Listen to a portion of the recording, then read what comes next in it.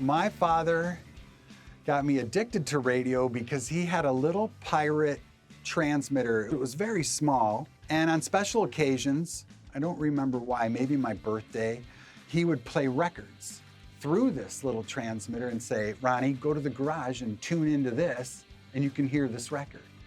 And I ran out there, and I ran up and down the stairs, I don't know how many times, because it was clicking in my head, you know, okay, if I play my record here, I can go out in the garage and turn it up all the way on this stereo system. And then when the record ended, which they were 45s, I'd go downstairs, flip it over, and run back out. And that was the seed that was planted, why I'm here right now. Hi, I'm Ron, and you're listening to On Air, a story about Ron Gnadinger. The general scope of my job at this station is basically to be the general manager's eyes, or maybe the owner's eyes, tell them what's wrong, preventative maintenance, looking for issues, proactive engineering, making sure it's operating within its proper FCC tolerance is a big one.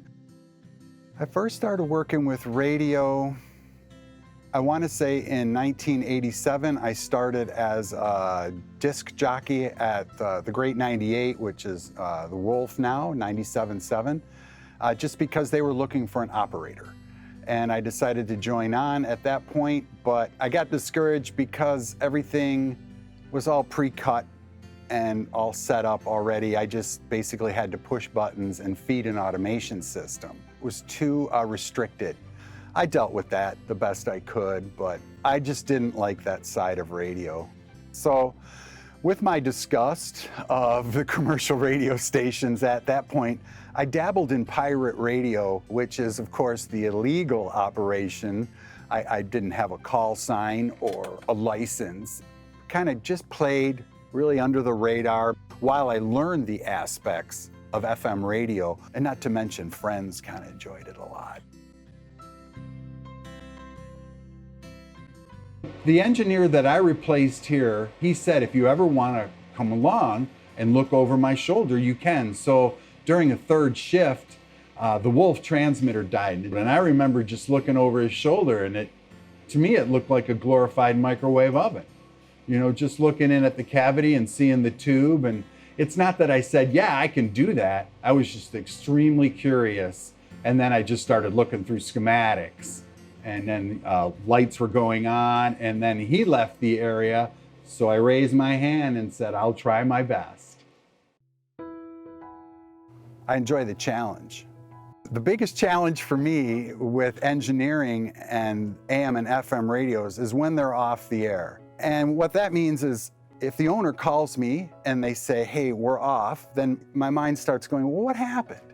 You know, so you show up to the site already wondering what went wrong.